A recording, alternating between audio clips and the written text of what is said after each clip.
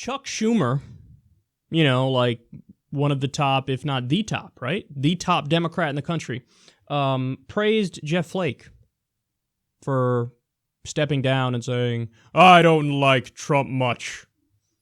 And, this to me is exactly why we need Justice Democrats and why it's long overdue that Justice Democrats take over everywhere. Because how can we expect to get anything done? How can progressives and liberals, people on the populist left, expect to implement the policies that the American people want when the people who are supposed to be the resistance, guys like Chuck Schumer, he's effusively praising a guy who voted with Donald Trump 90% of the time. 90% of the time.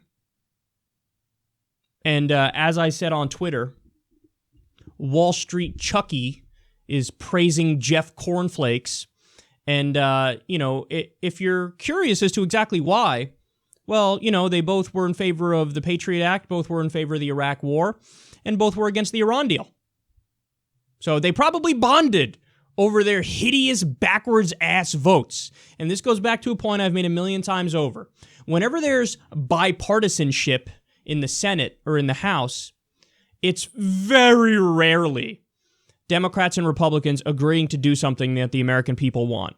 Usually when Democrats and Republicans, elected Democrats and Republicans agree, it's to continue to screw you and to push more wars or to push Wall Street bailouts or to push corporate welfare or to cut the social safety net.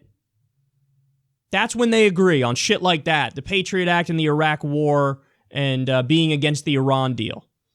So Chuck Schumer, thank you for praising a guy that voted with Trump 90% of the time. That lets us know that it's all a game to you. You don't really believe anything you're saying. You don't really want to fight for Medicare for all. You don't really want to fight for free college. You don't want to fight for a living wage.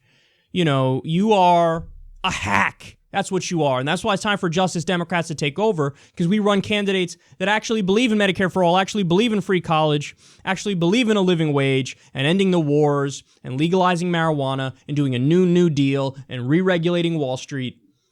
So step aside. JusticeDemocrats.com/fight if you're sick of Democrats who all it takes is one negative word about Trump from a Republican, and all of a sudden, the resistance!